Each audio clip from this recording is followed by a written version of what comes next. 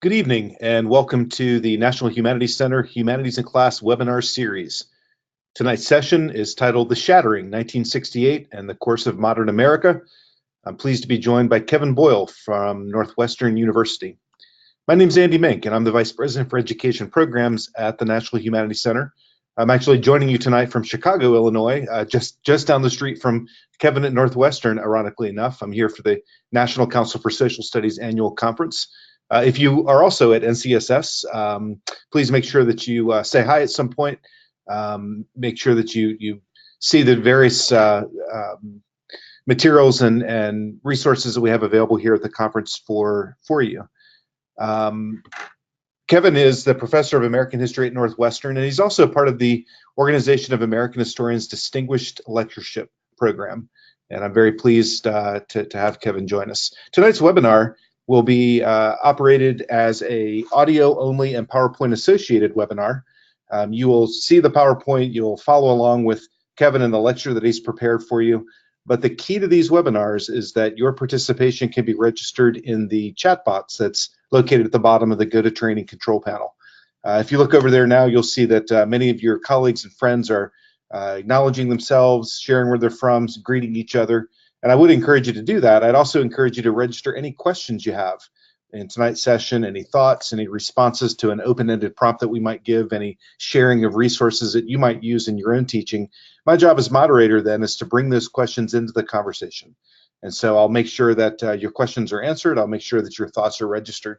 If for some reason you type in a question and it scrolls out of view, don't hesitate to type it in again or to nudge me to make sure that we come back to that. I'm also recording tonight's webinar, and you all have access to a recording of this session along with the associated PowerPoint and the materials that Kevin prepared for you in advance. As I mentioned, Kevin is here to represent the Organization of American Historians. I'm actually a part of this program as well and can really speak highly of the good work that the OEH does in terms of connecting scholars and educators. Since 1907, OEH has really worked hard to support the study and the teaching of American history, and I would encourage you to both go to their website.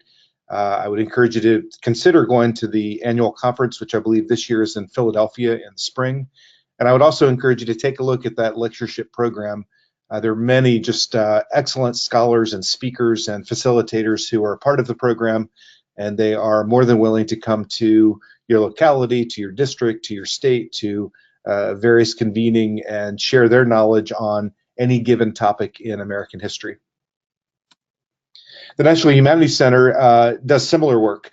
Located in Durham, North Carolina, we're now in our 41st year of supporting the best in humanities scholarship. Every year we have a cohort of professors who apply for and are selected to be a part of our annual fellowship. If chosen, they move themselves and maybe even their families to North Carolina, and every day they come to the building on your screen and they do their good work. They do research, they write their books, they have conversations, they increasingly work on digital projects. And our goal is really to support that scholarship as the basis of humanities and the way that the humanities can help us understand the world that we live in. The education department then creates bridges between that scholarly world and the world of the classroom. K-12 level, community college level, university level, really inserting a deep understanding of and a knowledge base in the humanities as a better way to conduct classroom inquiry and encourage student learning. We do this in a variety of ways that includes free and online resources and instructional materials. I would encourage you to go to our American Class collection, and you can find lessons and primary source collections and scholar-written essays that address various compelling topics in the humanities. I would also encourage you to really consider joining us for many of these webinars. I know that all of you have completed a busy day in the classroom. Some of you on the West Coast probably just dismissed your class. In fact, all those kids are probably standing and waiting to get on the bus right now. But being able to come and join us, our intention is that we create conversations in which understanding and interrogating these complex topics can really help us become better teachers.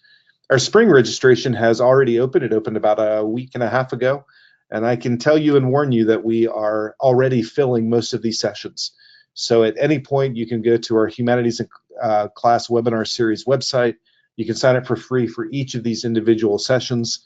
and come and spend about 90 minutes with us once a week, maybe twice a week, to learn about these different topics. So take a look at those. Again, registration is filling, and we do cap it at 200. And we would love to see all of you join us as many times as you can. You can find other materials that are also applicable and relevant for your classroom. That includes our podcast series, in which we ask scholars and teachers to discuss and have conversations around the process of the humanities. Oftentimes the podcasts really try to get at the heart of how we think in and how we work in and how we interrogate key questions in different humanities disciplines. We've also published several digital textbooks that you can download for free from iTunes. While these are in iTunes format, you can also download the PDF versions if you don't use Apple products. But really, these are intended to be a multimedia way of explaining and sort of walking through these processes that I mentioned, and also be able to pull out different chunks, different segments, different elements of each of the chapters so that you can share them with your younger students. And then finally, we are rapidly developing a robust online course catalog and series. In the early part of 2019, we'll have 3 courses that are available for you to join and to be a part of. These 5-week courses address a variety of topics, including digital literacy in the classroom. We're also currently developing 2 content courses, one focused on environmental history in the turn of the century, positioning the oyster as a key actor in that growth of progressive America, and also a course titled Suckers and Swindlers in American History. And this is a look at fraud and the role of fraud in capitalism through the 20th century America. So registration for this will likely open before Christmas, and we've limited participation to 40 in each course. And of course, these will come with continuing ed credit and give you all the different certification that you'll need for your own administration and portfolio. The work that we do is really intended to be connected to the classroom. So we work hard to not work in our own little bubble at the National Humanities Center. Really helpful and relevant group is our Teacher Advisory Council, seen on the screen in front of you. These folks come from all over the country in many different disciplines, and they really help us connect the work that we imagine and envision to the practical realities of the classroom. And I very much want to appreciate all of them and previous years from joining us and contributing to the center.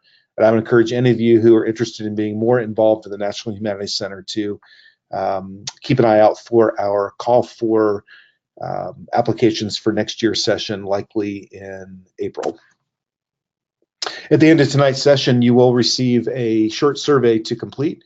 And once you've done that, you'll be able to download your certification, your certificate for attendance. And you can, again, take this to your administration or add this to your teaching portfolio. Usually, it seems like these surveys don't pop up until I close the room.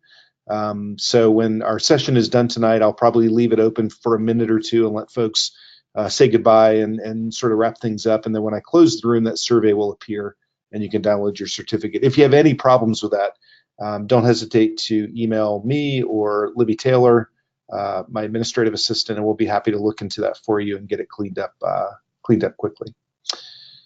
So I say all that as an introduction to the National Humanities Center and hopefully to add some context to what we hope to achieve tonight. And really that primary goal is to spend some time in conversation, bringing in experts, bringing in scholars, bringing in folks who really thought a lot about and sort of reached a deep understanding of different topics is our goal. And you know, when I chose to add 1968 as a concept to this year's series, part of it was, I think, you know, the sort of the 50th anniversary. Part of it is sort of the way that the world we now live in on a regular basis seems to have that same kind of turbulence and that same kind of turmoil. But I think it's also an acknowledgement that we do have hinge points. We do have moments in our past where we can look at it and say things are going to be different after than it was before, for whatever reason, whatever those events are.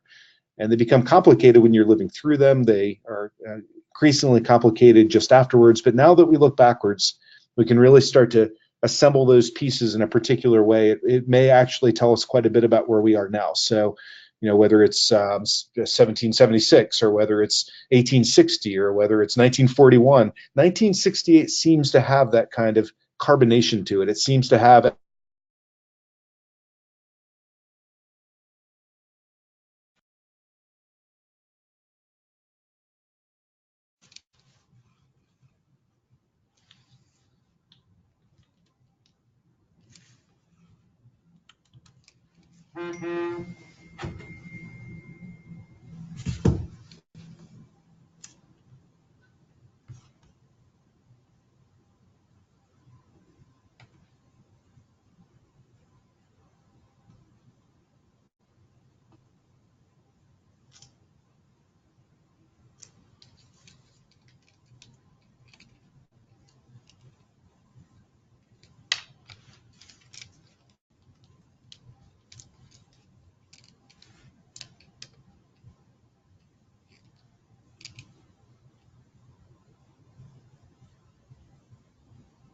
Kevin, can you hear me? Hello, Kevin. I can hear you now, but I couldn't for the last 2 or 3 minutes. Yeah, I apologize. I'm not sure where I cut out, but I think my internet wavered a little bit. I apologize for that, and for our audience, we had just a quick technical difficulty there. So, Kevin, I'm not sure where I cut off, but I was sort of introducing and framing tonight. And without repeating myself too much, I want to point at tonight in this idea that 1968 is a hinge point. It's as the image on the screen implies, there's a turbulence to 1968 that might well not just tell us about that particular era, but might tell us an awful lot about today. So thank you again for joining us and helping us make sense of this. Well, it's my pleasure to be here, and I just want to thank you, Andy, and I want to thank Libby Taylor as well for all the work you put in, both of you put in, for making all of this work tonight. And I just want to say hello to the teachers out there. I've been watching the little screen over here where people are saying hello, and I just have to say that I'm very jealous for all of those people who are out in LA, because I'm sitting in my office here in Chicago, and it's, well, my office is fine, but outside it's about 15 degrees and snowy. So I'm very, very impressed, or very jealous that people are sitting out in the sunshine out in California. For when I put together the little paragraph for, oh no, it's raining in LA. Oh, I feel terrible now. Well, nice okay, try, Frank. It's better than it is here. But it's probably not snowing, actually. So I guess that's something. Oh, I'm sorry. How about anyone else? Anyone else? And then, like, someone was from Houston. Maybe it's better there. I know Ginger Park is in Colorado. I know she must be dealing with the winter as well. So when I put together the paragraph about this presentation, I centered it on the day in September of 1968 that George Wallace came to Chicago in his campaign. And George Wallace in 1968 was running what is really the most difficult sort of presidential campaign to possibly run. He was running a third-party campaign without a third party. He didn't have any party organization behind him. He didn't have anyone to do the fundraising. He didn't have anyone to make sure his name got on the ballot in all 50 states. He was running completely as an individual, trying to run through the complexities of a national political campaign. Yet by the end of September in 1968, he was drawing at 21% in the national polls and rising. Been rising steadily throughout the summer, and then in September really took off, so that the projections at the end of September were, if the trend lines continued, by the time the election came in November of 1968, he'd take 30% of the vote. And if he did that, more than likely, what that meant was that he would prevent the other two candidates from either of the other two candidates from taking a majority, and he would become the kingmaker in the process of selecting the next president of the United States, which would then be thrown to the House. And that's the position he was in, as the rising candidate of 68 when he came to Chicago at the end of September of 1968. When he came to the airport, came to Midway Airport, in case any of you happen to be Chicagoans, and from there he drove up to the center of town, into the Loop, where he got into the back of an open-top limousine for a ride down State Street. State Street in the Loop is the main shopping street in downtown Chicago. It's where Marshall Fields is. He came down there. 50,000 people lined the streets to see him. When that little motorcade was over, then he held a little press conference, and then the car took him out from the loop straight out west to the first suburb that you reach when you cross the Chicago line on the west. They took him to Cicero. And that evening he held an outdoor rally in the streets of Cicero. 8,000 more people showed up. Now that ride down State Street, that's what you used to do when you're a presidential candidate campaigning in Chicago. You went down the main street so the crowds could see you.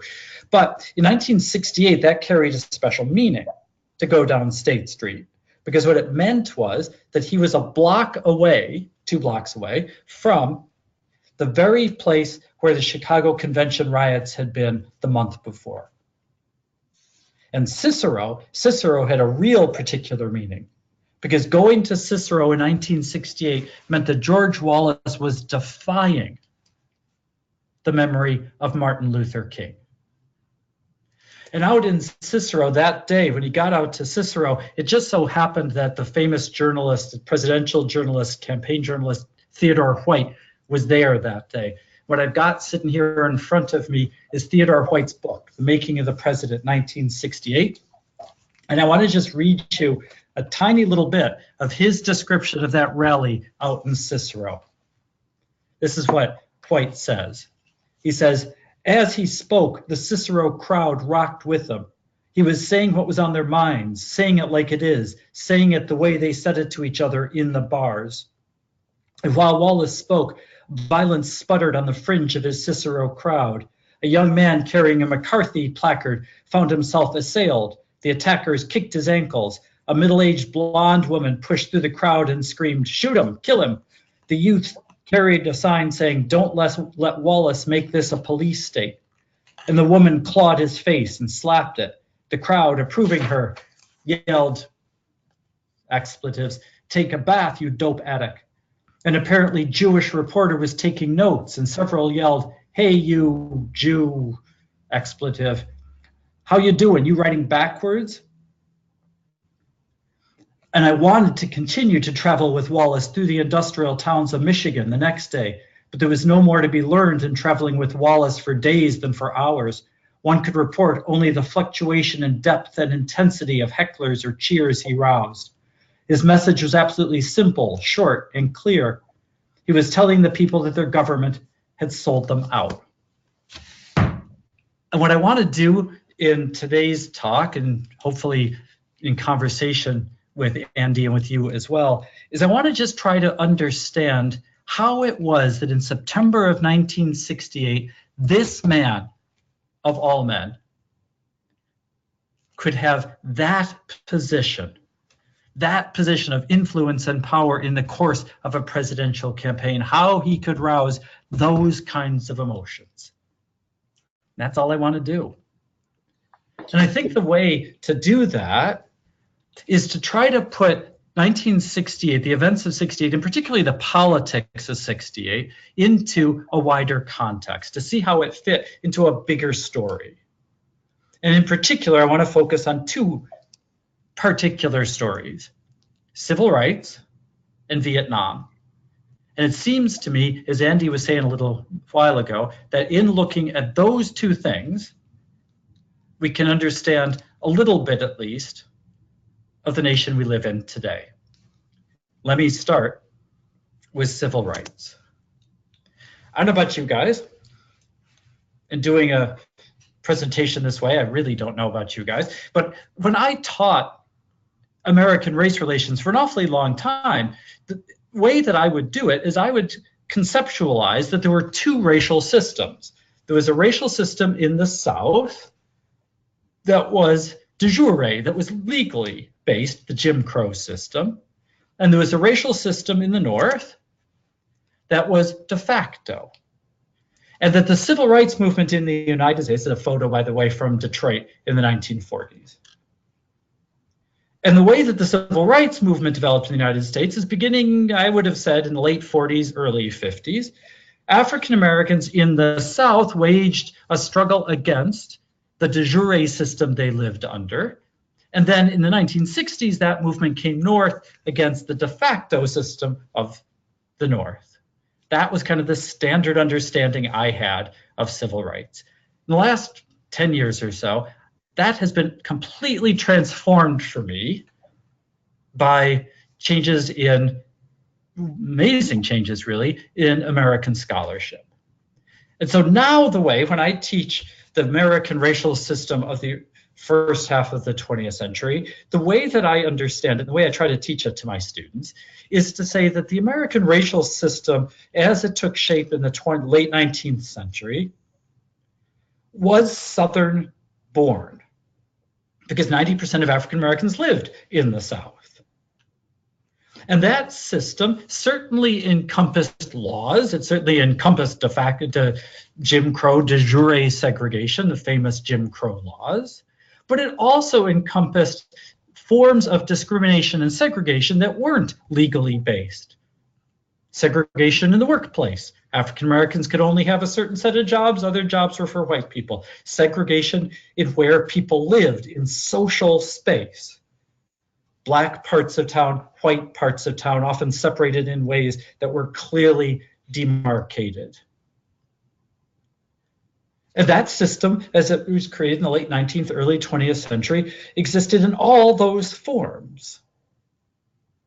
And then what happened is that African Americans, as they began to migrate to the north in larger numbers, that system followed them. But as the system moved farther north, parts of it fell away. And the particular parts that fell away in places like Illinois or Michigan were those parts that were legally mandated segregation. So the way that I think about it is it's kind of a spectrum moving from the deep South up to the far northern reaches of the United States. And the racial system gradually loses pieces of itself the farther it gets for historical reasons. But it's not as if there's a clear line between North and South. When Brown v. Board was decided in 1954, it's a consolidated case. There were 5 cases in Brown v. Board. 3 of them were from above the Mason-Dixon line. It is Brown v. Board of Education of Topeka, after all. And that's because the segregation, the legal segregation of schools of the Deep South had bled across the line into places like Kansas or Delaware, which is one of the other cases that's consolidated into Brown v. Board. So that my understanding now is that kind of gradual movement of the system, racial system north. And the other key transformation is that the civil rights movement, African Americans fought that system throughout the 20th century. I teach a course on the civil rights movement. And what I do is I start that course in 1900. I argue that there's a civil rights movement in the United States, North and South, from 1900 forward, an identifiable civil rights movement. And that's a reflection of the way the scholarship has changed. That's not to say that the classic story of the civil rights movement, the one that most of us know, that story of the 50s and 60s, wasn't important. Of course it was important.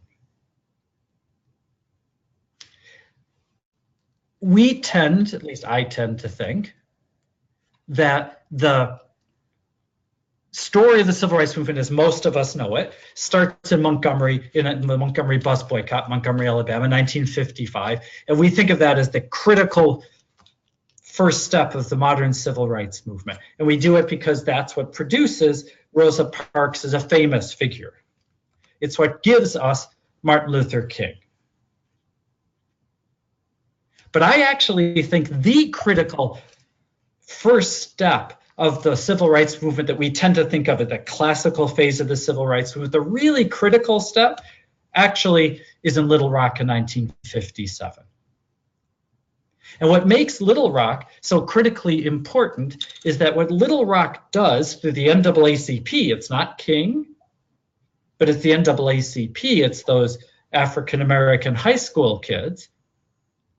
What Little Rock does is it sets the core strategy of the civil rights movement in its classical phase. That what happens in Little Rock in 57 is that by their activism, by their courage, by their clear demonstration of courage, what the Little Rock Nine do is they force a federal government, the Eisenhower administration, to defend their civil rights, despite the fact that that was the last thing Dwight Eisenhower wanted to do. Dwight Eisenhower was a segregationist. He didn't want to integrate anything. But he was forced to by the crisis that those kids produced in the streets of Little Rock in 1957, by their courage, by their demand for equal treatment. And that's the template that Martin Luther King's movement, that SNCC and SCLC, then take into the early 60s, when they create a series of confrontations that are designed to force the federal government to intervene on their behalf in a way that the federal government doesn't want to do. And that strategy peaks in what I believe is the pivotal point of American history after World War II. In the latter half of the 20th century, the pivotal point in American history, in my mind, is in Birmingham, Alabama in 1963, in the confrontation that SCLC, King's organization, creates in the streets of Birmingham. That's the most important moment of the post-war era, because it's there that the American racial system starts to crack wide open in this confrontation that Kevin, is built on. Yep. Kevin, I'm going to interrupt you briefly, and just because you said something pretty powerful just then, and I'm going to put an underline under it, and I'm going to do that by asking, I mean, you gave a very clear answer. This is the pivotal point in post-World War II America. In your experience, what do others suggest might be that same moment, but you can argue that this is it? What are some contenders for that title as the most important hinge? That's a great question. I'd say, let's see if I could make you a quick list. I think people will come to this one in a little bit. I think there's some argument for 1965, and that's a combination of the passage of the Civil Rights Act, but more importantly, the escalation of Vietnam, which we'll come to in a couple minutes, and as well the bursts of violence in Watts, which we'll also come to in a couple of minutes. There's an argument for 1968, which is, I think, one of the reasons we're here, and the election, particularly of Richard Nixon. There's an argument for the mid-1970s with the economic crisis that transforms undermines America as an industrial nation. And then I think the election of Ronald Reagan in 1980 as the kind of culminating point in the rise of a conservative politics. I'd say those would be the main contenders. Yeah, one of the things I like about the statement that you made and saying it with this image on the screen is that for younger students in particular, this really does demonstrate that the most critical moments, many of the ones you just ticked through, don't involve iconic personalities, right? This is just normal people right here, the everyday people who have agency and are a part of a circumstance, and whether it's positive or negative in the moment, it's, we all are a part of this, could potentially be a part of these sort of groundswells, these epicenters of what changes from before to next. Well, and I'd push it even one more step, I think, though this will be tricky ground for teachers, so you guys will know a lot more than I will about this. This moment is a moment driven by children. Exactly. And some of those children as young as 8, 9, 10 years old. Some of the best conversations I've had, one of the hardest conversations I've had with kids in the civil rights class, my students, is asking about the kind of morality of putting children into the streets to take the risks they did. No one was killed in the Birmingham protests, not these protests, but that's just a miracle. So if I just now, if I were to go back a moment or so and restate your premise, and for all the teachers who are now joining us, Kevin Boyle, Northwestern University, says the most critical moment in American history after World War II was a moment in which children were the primary actors. That's a pretty powerful statement. And you can quote me. Thank you so much. This is, of course, one of the other iconic images from that, the Birmingham police force. For one key point I want to make in the Birmingham protests and the horrors that followed, the church bombing in September of 1963 in Birmingham, and the very church that was the center of the Birmingham protest movement. George Wallace was the foil of that movement. He was the governor of Alabama when all of this happened. He was the staunch face of segregation. And he's the figure that the movement was pushing up against, using in order to create the crisis that they wanted to create to pull federal intervention in. And this should have, the series of events in Alabama in 1963 should have destroyed his career. He should have been ruined by what happened in Birmingham in 63, but he wasn't. That in fact, the following year in 1964, George Wallace ran in 3 separate primaries, Democratic Party primaries, against the incumbent president of the United States, Lyndon Johnson. He ran in the Wisconsin primary, the Maryland primary, and the Indiana primary. And in each of those primaries, he drew about, I can't remember the exact figures, 35 to 40% of the Democratic Party vote in northern states in 1964. Now, he didn't come close to getting the nomination. This was a protest candidacy, a protest run, and a way of promoting himself. But the key point is that even after the events in Birmingham, as this model, he is the American symbol, as you can see in this cover, of segregation and racial violence. He was able the following year to run as a candidate in the Democratic Party and do well. And that's a remarkable thing. And the only way I think to explain that is because the civil rights movement was already such a force in the North as well, pushing up against the structures of segregation and discrimination in the states he was running in. And that terrified an awful lot of white people. And George Wallace understood that. After 1960, his run in 64, there were, first in the summer of 64, there was a uprising in Harlem that ran for 2 or 3 nights and caused an awful lot of property damage. And then in 65, there was an explosion of violence in the African-American neighborhood of Watts in Los Angeles that was only quelled by the governors sending in National Guardsmen, and with an enormous loss of property and life in that neighborhood. It was days of, this is a very complicated issue and what to call this. I'm born and raised in Detroit, and this is a very volatile issue in Detroit. White people in Detroit call this a riot. African Americans in Detroit call these rebellions. And I am inclined to go with the African American name for that, for reasons I'd be happy to talk about if anyone wanted to. But these were absolutely terrifying events in white America, to see on TV night after night this sort of rebellion, to see this sort of violence in American cities. The next year, in the summer of 1966, Martin Luther King came to my city, to Chicago. And the standard story of King coming to Chicago is that King had decided to bring the movement to the North. Well, of course, there already was a movement in the North. And that story, I think, just doesn't, that particular explanation of King's decision doesn't capture really the core dynamic of King's decision. Really, what King was trying to do was to try to serve as a counterforce to those urban rebellions, especially the Watts Rebellion in 65.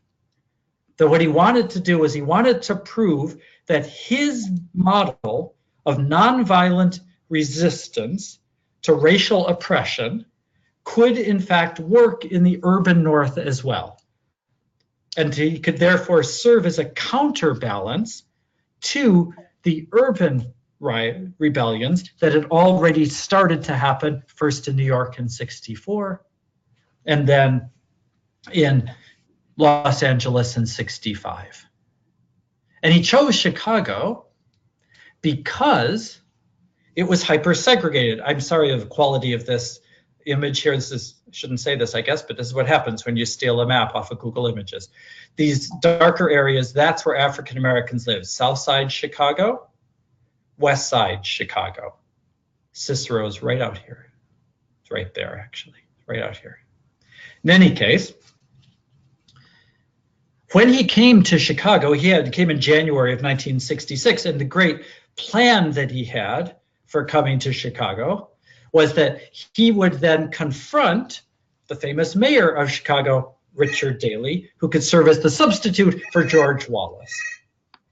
And he would create then a whole series of confrontations in the Southern model that would force action from the federal government to address the problems of the poor, African-American poor in the city of Chicago. As King's actions often did, he kind of fumbled around a bit, never could quite find the footing. Yes, Cicero is exactly where Al Capone lived. That's one of the reasons it wasn't necessarily the best choice. I'll come to Cicero in a second.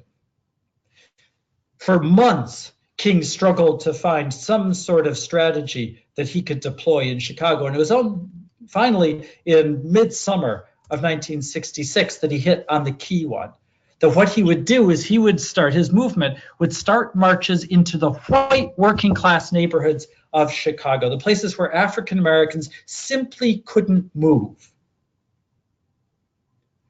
And by doing that, highlight the stark segregation of social space, one of those key components of the American racial system. And in my mind, really one of the most important forms of segregation is the most enduring one. To this day, we live in hyper-segregated cities because what housing segregation does more than anything else is it fuses together economics and race. That white security, the security of owning your home, becomes linked to the maintenance of the color line. And so whites defended that color line with enormous ferocity. And what King decided to do was confront it. And so his marchers started to go into the white neighborhoods of Chicago. And Chicago is called the Bungalow Belt. That picture there, that's a Chicago bungalow. And they're all over the western side of Chicago, white working class neighborhoods, not fancy neighborhoods, working class neighborhoods. And African Americans didn't dare move into those neighborhoods, couldn't move into those neighborhoods. And so King started the marches there. And one of the early marches, there were massive white assaults. Mobs of whites came out and assaulted African American marchers, which of course made national headlines because that's the kind of confrontation King wanted. And then King himself led one of the marches into a park. It started in the park and then was going into the neighborhood on the southwestish side. And when King got out of the car, and there's massive numbers of angry whites surrounding him, Chicago cops were there, but massive numbers of whites. King started marching across the park. He got hit in the head by a stone thrown at him. That's King himself. That's King right there, falling down when he was hit, going down to his knees when he was hit in the head by a brick. The violence was so severe, King afterwards said, in all of his days as a civil rights activist, he'd never seen such violence in Chicago. And so King did what? Actually, it wasn't even King's idea. One of his aides escalated. He said, the next march, the next time they march, it's not going to be out in those neighborhoods, out in the Bungalow Belt. It's going to be in Cicero. Cicero was, as someone just mentioned, where Al Capone had been based in the 1920s. It was a tough working class town, and it defended the color line with enormous ferocity. 1951, when one African-American family moved into Cicero, this is what happened. A massive riot of whites to drive one black family out of Cicero, renting an apartment on the Cicero line. A couple of weeks before, King announced that he was going to march into Cicero. An African-American teenager had wandered in looking for work, and he'd been beaten to death by a white group, a gang of whites in Cicero, just for walking the streets. And now what King was saying is he was going to take the civil rights movement into Cicero. He was going to create the enormous crisis it needed. Sorry, that was a one step ahead. What he didn't count on was Richard Daley. Daley had hated the idea of King coming to Chicago. The last thing he wanted to do was see King coming into Chicago, and he hated the idea of going into the bungalow belt, which is where Daley himself lived. He lived in one of those little bungalows. And he hated the thought of the color line being disrupted, but he hated even more the idea of the bloodshed that was going to happen when King marched across the Cicero line. And so he did what Richard Daley did best. He maneuvered King into a corner, called together the leading figures in Chicago for a summit before the march was to go into Cicero. They'd meet and they would discuss the problems of race in America, and of course in Chicago. And of course, King was invited to come. King was supposed to be there. They met downtown, just north of the Loop, at a church hall. All the leading businessmen, the leading political figures, King and his aides, they came in for the summit in advance of the Cicero march. And Daley said to him, Dr. King, what do you want? What's your list of demands to call off the Cicero march? And King had a list of demands set, and he handed it over to Daley. You're going to take this action against segregation, this action against segregation, this action against segregation. And Daley took one look at it and he said, done. We accept them all. King was stunned. What in the world was that about? He'd been given everything he had asked for. But what Daley hadn't given him was any sort of enforcement mechanism, nothing to make sure that all the promises he was making would actually come to happen. And the great corner now that King had been put into was, does he accept what Daley has just told him? Told him he had everything he wanted, or does he reject it and march into Cicero and get somebody killed? At which point, Daley would simply say, I don't know why they marched. I gave him everything he wanted. He had stripped King of the moral high ground that his model of protest demanded. King had no option really but to accept what was essentially a meaningless promise. And what Daley had done was defeat Martin Luther King. Somebody asked a question a minute ago, it's a great question. What was the source of the white anger against King?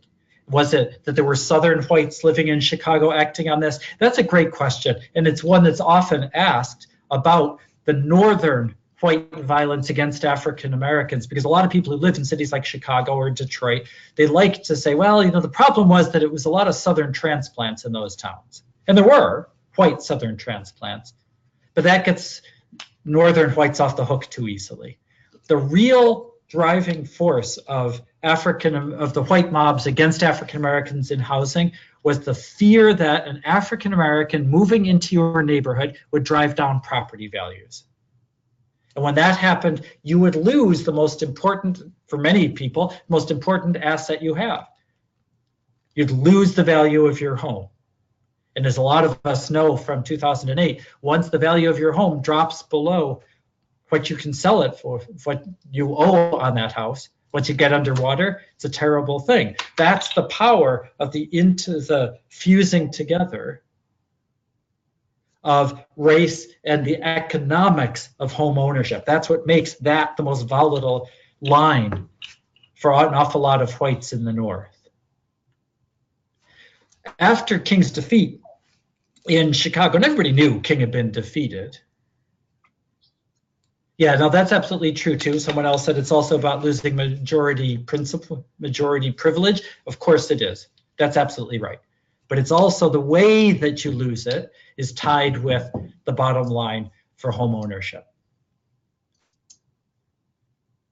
So after King's defeat in Chicago, there's a great article that ran in one of the big magazines in Saturday Evening Post. And what the author said is, we are all Mississippians now. Which is to say, what King had proved is that racism in Mississippi and Chicago was no different.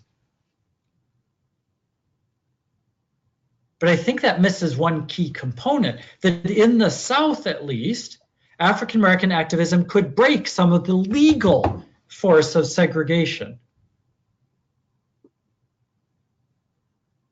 But they couldn't break the system in Chicago. And in the year after that, after King's defeat, came the greatest, the most fierce of the urban rebellions in Newark, in Detroit, in the summer of '67. Massive rebellions across the country in the center cities, in African American neighborhoods, that terrified whites in the most profound sort of way. Because it played to the great white fears that are so central to American racism. The violence of African American men, that stereotype that's so embedded into white racism. That's what the rebellions of '67 played to in an awful lot of white neighborhoods. That's the situation that the candidates of '68 would face. Now, before I take too much of your time, let's switch over to Vietnam. And I want to make really two critical points about Vietnam. The first critical one, I think, is that, of course, the escalation of the Vietnam War was embedded inside the Cold War as it had come to be shaped in the late 1940s.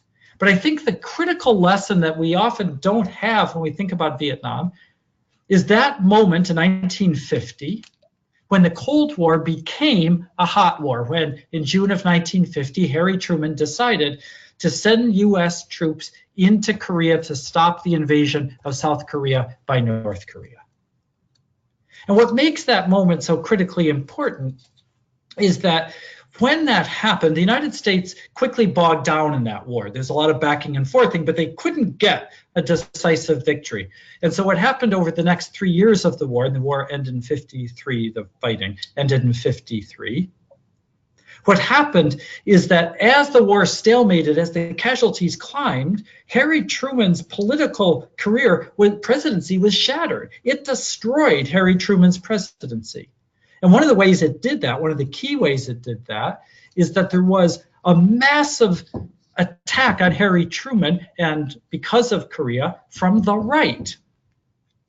He was destroyed by a surge of essentially anti-war activism that came from the right, that took the form of McCarthyism. McCarthyism had been building, of course, anti-communism had been building, but its worst, most vicious forms came once the United States bogged down in the Korean War. And when Dwight Eisenhower ran for the presidency in 1952 and then won the presidency in '52, what he realized was that he had to get the United States out of that ground war. And that's what he did. He ended the war in Korea, and then he put in place, he was an ardent Cold Warrior, but what he did is he put in place a set of policies that were designed to make sure the United States didn't commit ground troops to fight the Cold War, and they didn't. His entire presidency, there was one time he sent ground troops in to fight a Cold War struggle. It was in Lebanon, and no one could figure out why he did that. It's the only example he did. Instead, what he did is he pulled the Cold War into a covert war. Because what Dwight Eisenhower understood was that Americans supported the idea of a Cold War. The vast majority of them did. What they hated was seeing their brothers, their sons, their fathers killed in combat. And that's what he wanted to avoid. You fight the Cold War in a way that Americans didn't see it. You overthrow a government in Guatemala, you overthrow a government in Iran, you install a government in South Vietnam, that's okay, because most Americans don't really know that's happening. But if you send the troops in, they'll know and they'll turn on you. That's how he pursued the Cold War. Lyndon Johnson broke that rule. In 1965, when he decided to escalate the war in Vietnam, it had slowly been building. Kennedy certainly bore responsibility, but when he decided to dramatically escalate it, he broke the fundamental rule that Dwight Eisenhower had put in place. He committed American ground troops to a war in pursuit of the Cold War. And he did that thinking that if he did that quickly, they might be able to overwhelm the North Vietnamese with their massive power and settle things and get the troops out. Of course, that didn't work. He also went into the war knowing that he could be attacked from the right, expecting to be attacked from the right. And so his entire goal, the key strategy of Vietnam, was overwhelm the enemy with massive power and do it quickly and get this over with. Don't get bogged down and be ready for an attack from the right. What he didn't expect was an attack from the left. In fact, I would argue, I will argue, that there were two anti-war movements that suddenly rose against the Johnson policies in 1965. One of them was a radical movement. It was a radical movement that combined pacifists, radical pacifists, like Dave Dellinger right here, and young college student activists. The classic example being Students for a Democratic Society. These two groups, that's Tom Hayden standing over here, these two groups, radical pacifists and the student radicals, came together in a movement almost immediately after the escalation in 1965. But they didn't share exactly the same idea of why they were staging protests against the war. The radical pacifists, who were a tiny group of people, hated the idea of war. SDS in its early formulation saw the Vietnam War actually as a way to symbolize their larger critique of American society. They believed that American society, American democracy, was being undermined by the vast power of the military-industrial complex, that Americans needed to take their democracy back, and Vietnam was a way to illustrate that problem. So the radical side had these two pieces, the pacifist side and the student side. But they weren't in agreement. They just knew they opposed the war, and they were going to oppose the war in alliance with each other through mass protests. And very quickly, they built mass protests.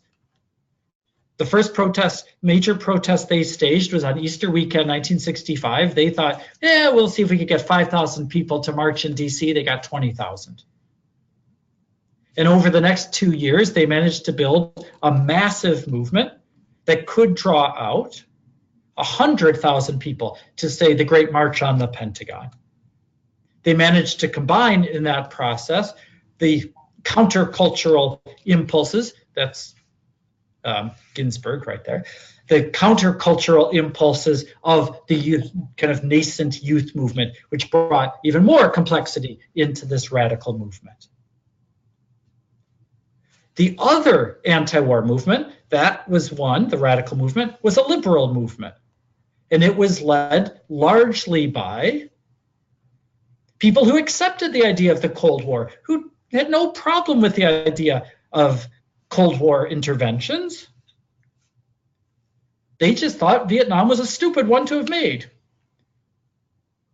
And the leading figures in that were people like Robert Kennedy, who was then the senator from New York, who was a Cold Warrior himself, but he believed that this was a bad application of Cold War policy. He believed his brother never would have done this. And so their critiques weren't the radical critiques, so they didn't go to these giant marches. Their critiques were critiques they built on Capitol Hill or in state houses. Critiques about the proper way to fight a Cold War rather than questioning the Cold War themselves. Two very different movements, which of course, most people, ordinary people, didn't distinguish. So the truth is that as that movement built, and these are the famous shots from the March on the Pentagon in October of 1967, as those movements started to build more and more power in 1966, 65, 66, 67, most Americans hated them. 1967, as you can see on the screen, 70% of Americans thought anti-war protesters hurt their own cause. 67% thought the protesters were disloyal to their country. Nobody liked the anti-war movement. Not nobody, but that's a pretty strong percentage of people to be opposed to the anti-war movement. So what did Americans want in 67? They wanted more war. In 1965, 25% of Americans favored expanding the war. 59% favored expanding the war in 1967. At the same time, the percentage of Americans supporting LBJ's handling of the war plummeted from 67% in 65 to 30% by 67. And now you say to yourself, well, that makes no sense whatsoever. What does that mean? What it means is that most Americans wanted the war ended fast. They hated that there were protesters to it. They hated that Lyndon Johnson was dragging it out. They hated the fact that Lyndon Johnson wasn't fighting the war vigorously enough to get it over with and bring their brothers and their sons home. And so what they wanted was an expansion of the war, more vigorous pursuit of the war so that it would end faster and it would be over. So that they could get back to the world as it was before Lyndon Johnson escalated the war. Now, I will just add really quickly, most of those people did not favor the ultimate answer to the war in expanding the war, which had been atomic warfare. But 20% of Americans did in 1967. 20% of Americans favored the massive use of nuclear weapons to end the war in Vietnam. Kevin, those are startling trends and sort of ways to describe this. And without getting too far ahead of myself, I'm going to invite you to respond to Andrew's comment, which might actually tie these two contexts together. Andrew asks if there's any connection or a bridge between the civil rights movement that you outlined and this talk on the Cold War, particularly around the disproportionate number of American troops who are people of color. Yeah, it's a great question. So in Vietnam, especially in the early days of Vietnam, which is exactly this period we're talking about here, African Americans were overrepresented in the servicemen in Vietnam, and particularly overrepresented in combat troops in Vietnam. Most of the troops in Vietnam weren't combat troops, which is true of any war zone.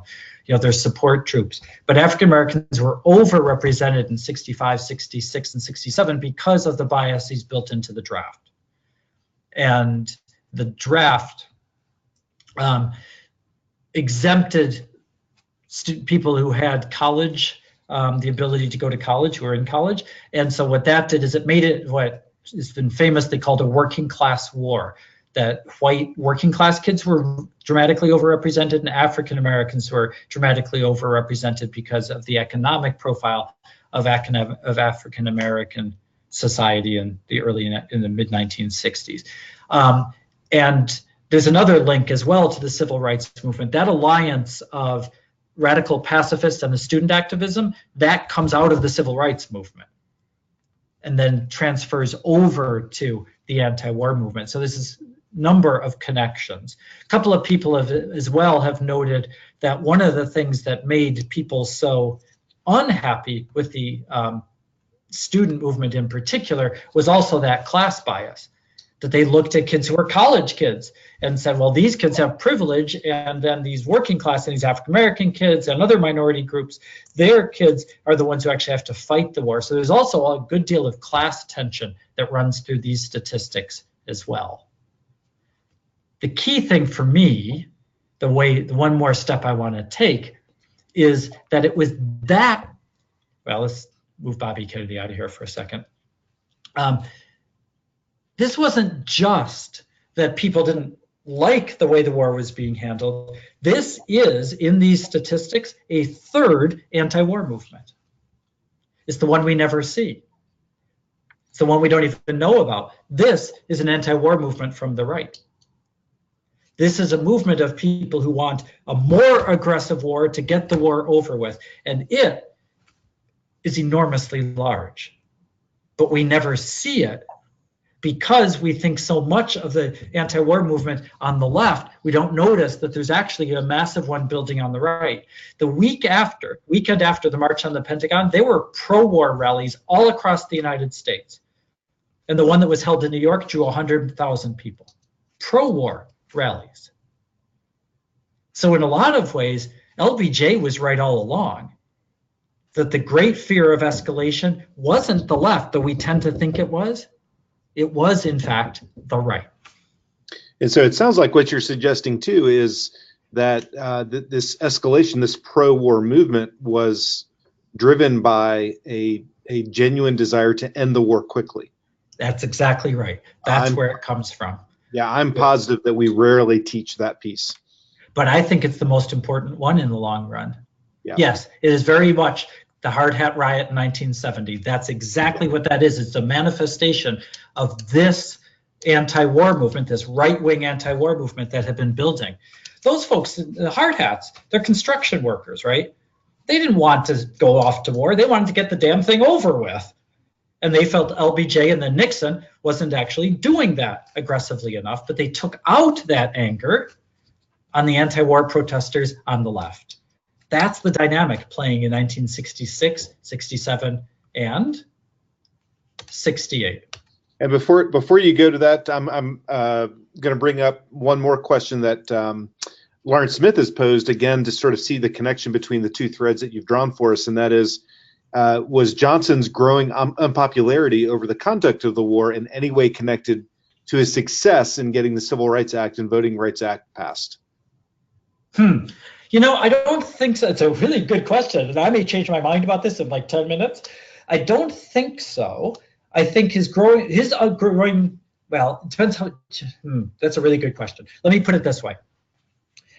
Johnson's unpopularity was driven both by the mounting racial crisis and by his handling of the war. It's those two pieces together that really drive down his unpopularity. So they are connected in that sense, but I don't think there's a causality from his civil rights activism to his war policy. It's that Americans, white Americans in large numbers, disliked both of them, if that makes sense. Yeah, it does. And then Andrew's got a follow-up question for you, and that is, given what you just said about the pro-war movement, why wouldn't Nixon then have de-escalated the war upon taking office? I'm so glad you asked me that. That's called a cheap segue. Let's go there.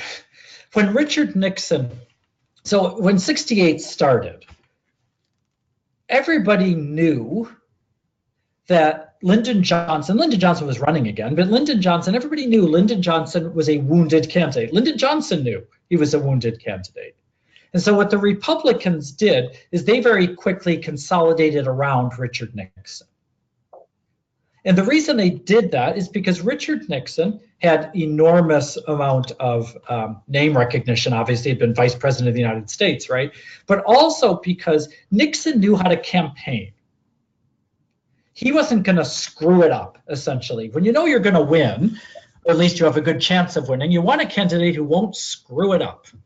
Richard Nixon wasn't going to do that. The way Richard Nixon ran his campaign in 1968, and I think this is maybe my last big point in kind of rethinking the 68 or the story of the 60s a little bit.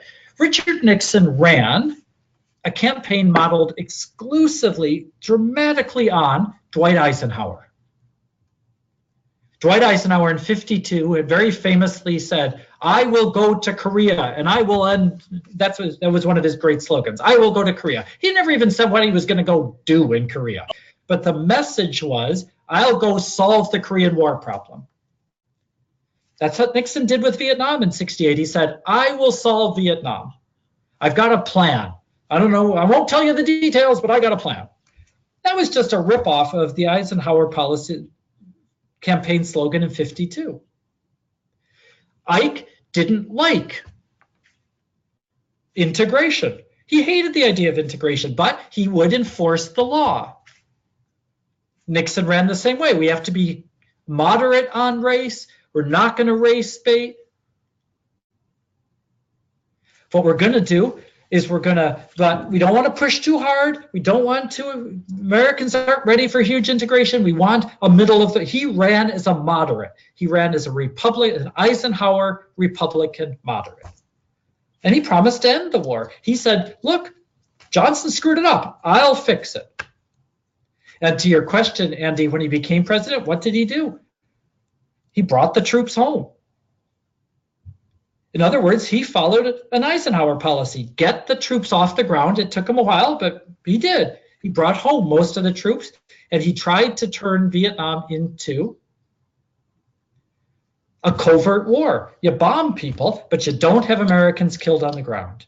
That's an Eisenhower policy. That's what Richard Nixon did. And in '68, he ran as a moderate Republican. He ran as an Eisenhower Republican. Got to go back a little bit because I got these out of order. George Wallace ran in '68 as a racial populist, as a racist populist. He ran playing on the racial fears that coursed through America, white America. He ran exploiting those fears. And what happened, of course, to the Democrats is they splintered on that liberal wing of the anti-war movement. First with Eugene McCarthy, who ran as an anti-war challenger to Johnson. And then after the Tet Offensive, which was really the first February, last day of January 1968, the bigger threat, Robert Kennedy, who entered the race as an anti-war liberal. That liberal movement suddenly became a political movement driving for the presidency. And the combination of the Tet Offensive and all that it caused, and Robert Kennedy's running, then convinced LBJ on the 31st of March, 1968, to drop out of the race. And for a day or so, it seemed as if Kennedy had a clear path to the nomination, except that very quickly after that, Lyndon Johnson's vice president, Hubert Humphrey, entered the race, running as the man who would continue Johnson's policies. And so the Democrats split on those liberal lines along the war. And then 4 days after Lyndon Johnson dropped out of the presidential campaign on March 31st, 1968, 4 days later, Martin Luther King was murdered in Memphis, Tennessee. And it is impossible to overstate the racial fears that were triggered after Martin Luther King's murder. There were massive rebellions across the country in the days after Martin Luther King's murder. The worst of them in Baltimore, Washington, D.C., and Chicago, where federal troops were sent out to control those rebellions at the cost of dozens and dozens of African American lives. And suddenly the fears that have been surging through white America for the previous few years, the anger that was surging through places like Cicero reached a peak. And I want to give you one dramatic example. So I found this in the archives years ago, and it comes from my hometown in Detroit. 1968, at the time of King's murder, the Detroit newspapers were all on strike. So no one had a newspaper being delivered. And the city was really worried that without newspapers, rumors would run wild. You'd have no place to check whether something was true or not. And so the city set up a rumor control center. And what you could do is you could pick up the phone and you could say, oh, I heard this is going to happen. Is that true? And the people at the rumor control center would say, nah, there's nothing to that. And it had been running before King's assassination. And they were getting maybe 50 to 75 calls a day. I looked at their records. In the week after Martin Luther King was murdered, yeah, it really is. In the week after Martin Luther King was murdered, the number of calls spiked to over 1,000 a day. And the main rumor, and this is absolutely true, the main rumor that whites were calling in to report that they had heard this story. Remember, Martin Luther King was killed the week before Holy Week of 1968 in the Christian calendar.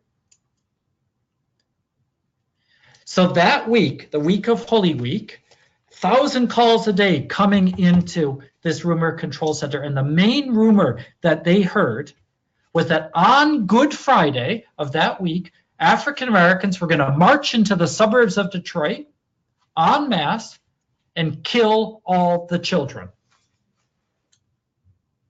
Now just stop for a second and think about what that story is. That's the Passover. That's Passover, the avenging angel killing the children of white America. That's how deep the fears were. That's what was released in America, that deep-seated racism surging up. And for a while, to go back, isn't it annoying that I'm doing this? That's what happens. Sorry about that. Check. No, it's my fault. I put them in the wrong order. For a while, Robert Kennedy seemed to be the symbol of an effort to bridge that gap. Kennedy turned his campaign into this fervent campaign to try to bridge the racial gap. And this is a classic illustration of that in Watts in '68 in the California primary. And it's a wonderful story. It's a very powerful story. Robert Kennedy throwing himself into the campaign to say, we are all Americans. Black and white, we have to stop this conflict. And it's a wonderful story. The problem with it is Kennedy wasn't winning the nomination in 1968. By the time he got through the California primary in early June of 1968, on the night he died, Hubert Humphrey was winning. And he was winning by a lot in gathering up the delegates. Maybe something would have happened, who knows? But the truth is that more than likely Robert Kennedy was going to lose the Democratic nomination in 1968 and Hubert Humphrey was going to win it.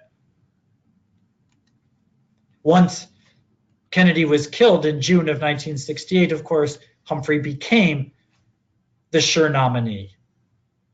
And he got the nomination in Chicago in 1968 in August, where everything went wrong. Because the anti-war movements, the radical side of the anti-war movement, descended on Chicago in all its chaos. Because, of course, Humphrey had promised to continue Johnson's policies, continued the war, and the anti-war movement descended on him. This is the famous Yippie pig that got nominated by the Yippie movement, the kind of cultural radical wing of the anti-war movement. There's the crowd out to see him. And of course, you'll also notice that the press ate this up. And then there were, of course, the radical pacifists of the movement out in Grant Park in Chicago. And then there were the student radicals who on the very night Hubert Humphrey was nominated as president of the United States, marched on the convention. Not actually, they weren't marching on the convention. They were marching on the hotels where the convention delegates were staying, because the convention was miles away.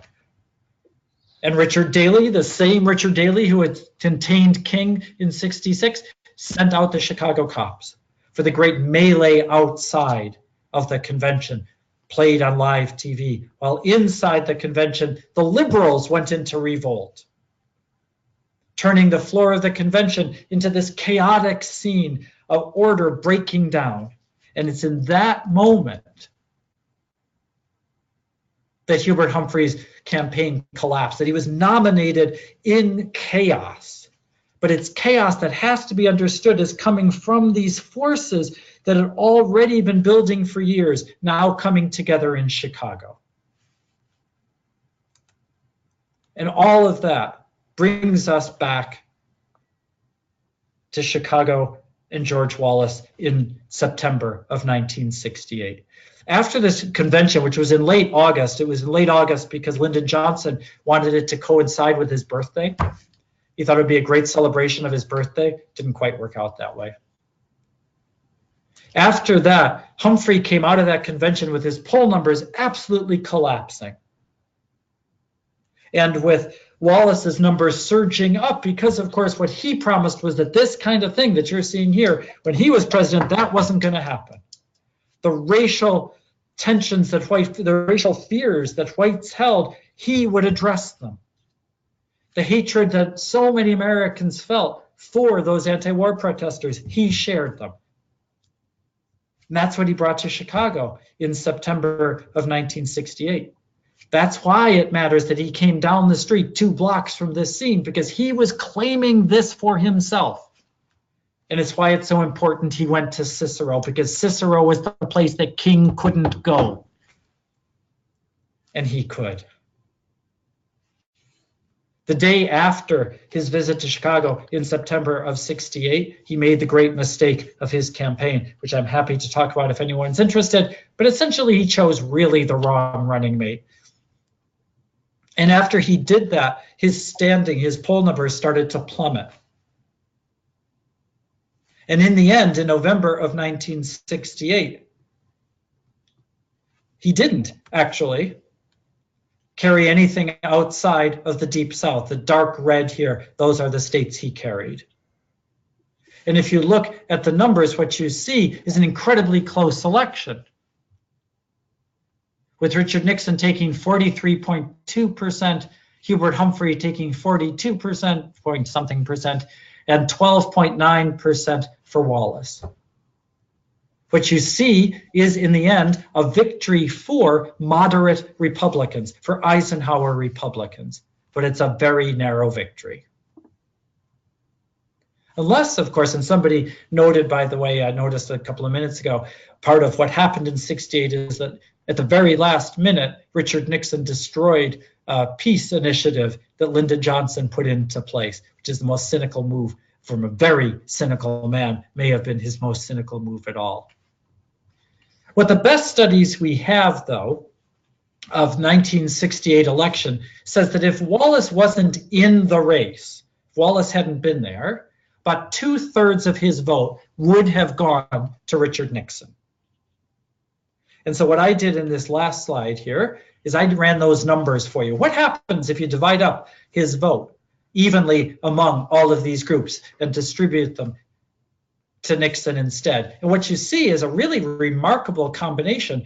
What Richard Nixon did is he came really close to matching Eisenhower in 1952, sometimes exactly 57% of the white vote, sometimes a bit closer, 45% down here for people who had a grade school education. The Union vote down here is the exact match to how Eisenhower performed in 1968. If Wallace hadn't been in the race, Nixon would have won easily, and he would have pretty much matched the election returns of 1952 and Dwight Eisenhower, which is, of course, exactly what he had aimed to do. What he had aimed to do was to recreate the Eisenhower victory of 1952, and he would have if Wallace hadn't been in the race. But of course, Wallace was in the race. And Wallace's ability to take 13% of the vote, or to threaten to take even 30% of the vote, I think it's there that you can really start to see the contours of America as we know it today. Because it's here what you see isn't an easy straight line to the 1980s and the rise of conservatism, which what historians generally say about 68 and Nixon's victory. Instead, what you see is the splintering, the shattering of America into a liberal camp, into what for a long time would become a moderate Republican, a mainstream Republican camp. And what you start to see in Wallace is a strain of racist populism. What you see is a man who could stand out in Cicero in 1968 and draw 8,000 people into a campaign event that I read to you at the start of this, which, if you ask me, sounds eerily similar to the world we live in today. That's why I think 68 matters, because not because you see a tectonic shift towards the 80s, towards modern American conservatism, because you can see the splintering of America that we live in today. Thank you very much for letting me join you. I don't know how much time we have, but if there's questions or comments, I would love to hear them. We do have just a few more minutes, Kevin. Thank you again for laying out this argument so clearly. And what I've noticed is, and this is not intended to be an intellectual bait and switch, but as an historian, in some ways, what you did was suggest that there's a carbonation to the past more than just an isolated year or date or time. So while tonight's session was titled 1968, we really spent a lot of time talking about what was boiling up to this year that we can now point at for these events that you've well, and I'm glad you said that, because to tell you the truth, I was feeling sort of bad that we had all you folks come in with saying this was about 68, and I spent probably 2/3 of the time actually on pre-68. But I do think that it's that bigger context that you need to see in order to see the end result of 68. Yep. So one question I have, and I'm going to invite everybody in our audience to register any questions you might have, but can you speak just for a moment? Again, we're almost done with our session tonight, so I'm going to ask you to be relatively succinct with this. But tell me about 1969 then. So if the suggestion is that 68 was this big sort of boiling point, what was it like a year later? Yeah, that's a really fascinating question. I've actually been working through this myself. So I'll try not to get too deep into the weeds on that question. So Nixon comes in 69, and he's got a Democratic Congress. It's not like he has an absolute mandate to do much. What he does really is he tries to put in place a set of policies that are meant to recreate the 50s more than they are. He does what human beings do, is we tend to look backwards for lessons, not forward. We tend to look backward, and that's what he does. Now, of course, the time has changed, but as I said, the first thing he does in Vietnam is he puts into place secret bombing. I mean, the secret bombing of Cambodia, which he starts in 69. He doesn't even tell his Secretary of State he's doing it until the bombs start falling. So that's a covert operation in the Eisenhower model. And then he starts to announce troop drawdowns, which he does in the middle of 69, which again is the Eisenhower model. You get the troops off the ground. On the racial front, it's a combination. What he does is he plays up law and order. So there's some law and order stuff that he puts into place. But what he starts to do is try to refashion the Supreme Court in a way that it will step back from its integrationist policies, especially on schools. Wait a minute. I didn't say 2019. I said 1969. Exactly. And so he has two nominees. He has 2 seats to fill on the Supreme Court in his first year for complicated reasons, and he gives both of them to people who he believes will slow down the process of racial integration in the schools.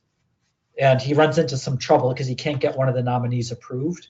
Can you imagine such a thing? But that's the 2 key things of 1969. And then, and just to add one tiny little bit more, then he makes the critical mistake of his administration. It's absolutely the critical mistake of his administration. In 1970, he does what Johnson did. He breaks the rule of the Cold War when in May of 1970, he extends ground war into Cambodia. And it causes hell breaks loose in the United States. That's when Kent State happens. And he immediately realizes he made a mistake. He really realizes, oh my God, I shouldn't have done that. He gets them out of Cambodia as fast as he can. But that's the critical mistake of his administration, is extending the war, which was the critical mistake of the Johnson administration. Americans do not want to see their boys in a ground war unless it's fast and unless they win it. That's a great point. One of our attendees tonight, Mark Sweeney, asks if you could share, and in this sense, maybe just tell us about some of the research sources that you used for this presentation. Sure. I've done a lot of the reading, especially a lot of the stuff, particularly on Nixon, is secondary reading. There's an awful lot of great books on the Nixon administration. I think they get a lot of stuff wrong, to be honest with you, but there's a lot of good books out there. I'll tell you what's an amazing source if you can get a hold of it, but you might need a university library to do this, which is going to be hard for an awful lot of people. But it's the most revealing source you can possibly get is polling data. If you've got polling data, and you can get it, there's a website, it's a database you can get through university libraries if you have some way to access that, called Roper, R-O-P-E-R, and it has all this polling data. And once you start seeing what Americans really believed, it's shocking, because it's not our sense of the 60s at all. I teach civil rights. One of the things that happens to me all the time is older people will say to me, I marched with Dr. King. I've had so many people tell me that. There must have been 10 million people marching with Dr. King. And 10 million people in Woodstock. Yeah, exactly. Nobody wants to say, well, my family, we hated civil rights. But actually, most Americans did. They opposed Dr. King. Same with the war. Everybody and his brother went to anti-war marches, if you believe what people tell you. No, they didn't. 90% of Americans, over 90% of Americans in the 1960s, you can get this in the polling data, never attended a single protest. That's not surprising. Most people don't now.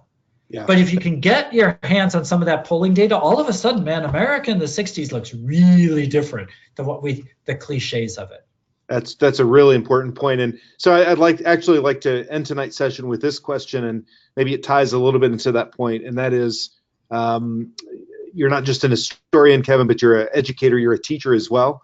You've taught, I suspect, many classes at Northwestern, perhaps other places. You've taught other places. Can't keep a job, really. You've taught many of the kids who just a few years ago were sitting in classrooms of our attendees tonight. When you teach this in your undergraduate or college courses, what do your students, how do they respond to this? How do they respond to not just this other view, this more clear view of the 1960s, but that connection 5 decades later with today? How do your kids respond to this? I think more so in the last few years, there's a very strong connection to the activism of the 1960s, more so than there was maybe 10 years ago. Now, these are kids who are, talking about the 1960s, you're talking about like their grandparents, so it's a long time ago. But I think my sense from my students is that there is a greater passion from these kids today, from this current generation, for questions of social justice and social change than there were over the last, I've been teaching a long time now, over the last 20 years. And I think they can be really critical of the past, as we all can be, but I think what they really see is they can also take real inspiration from some of the activism that they read about, and this more complicated ways that we now understand that activism. I give them, I teach, again, I mentioned this before, I teach a course in civil rights, and I give them this wonderful book that Danielle McGuire wrote a few years ago. It's called At the Dark End of the Street. It's a tough book. I don't know if I would give it to a high schooler because it's about sexual violence in the civil rights movement, but my kids find that so powerful. They just are really profoundly moved by that because they're looking at people they thought they knew, Rosa Parks, that's who opens the book, but they suddenly see her in a new way that Danielle McGuire has opened up for them. And I think they see a connection there. They see the Me Too movement playing out in Alabama in 1948, and they take inspiration from that. I think you're right. This is an extremely, I think, an engaged and active generation. And for us as educators then to be able to draw some really clear connections to and lessons to be learned from what for many of us is just, it seems like recent history, I think is a really important way to encourage that and support that. Well, I know you guys all have lives you want to live, so I don't want to keep you all beyond the time you've got. But let me just say that I really, really appreciate having the opportunity to talk with with the teachers. I hope this doesn't sound pandering, but I am a great, great admirer of K through 12 teachers. I think of, basically the truth is my job, pretty much any idiot could do it. You guys are actually doing the real teaching out there. And I just want to say how much I appreciate what you guys do. And I really appreciate having the opportunity to talk with you tonight. Fantastic. Kevin, that's a great way to end. I want to thank you again for joining us tonight. And I want to thank the Organization of American Historians for co-sponsoring tonight's webinar. Dr. Boyle, thank you again, and I'd encourage all of you to look for these resources and go back and watch this recording and slow it down a little bit and match it up with some of the resources that were provided so you can begin to structure your own connection to your classroom. I'd also like to encourage all of you to follow the National Humanities Center and our social media feeds. This is where you can get updates for all of our events, both live and in person, also online and web-based. So our Facebook, our Twitter feed, and our YouTube channel are all very active. As a matter of fact, tonight we live streamed a talk by Seymour Hersh at the National Humanities Center on our YouTube channel, so you can go and check out that recording. Pulitzer Prize-winning journalist, most famous for Pentagon Papers. And so that recording is now live. I think it ended just a few minutes ago. So please take a look at our social media so you can follow all of what we do. Again, tonight, once I close the room, you'll be given a survey, and that survey will then lead to a certificate that allows you to document your participation tonight. I hope to see all of you, many of you, at our next webinar. We've got just a few more before the holidays give us all a break. We'll be working with a former fellow, Alice Kessler Harris, at the New York Historical Society next week, December 6th. The title is Women in the American Story, Modernizing America, 1889 to 1920. Thank you again to Kevin, to all of our participants tonight. Have a wonderful day in school tomorrow. We'll see you next time at the National Humanities Center Humanities in Class webinar series. Good night. Good night.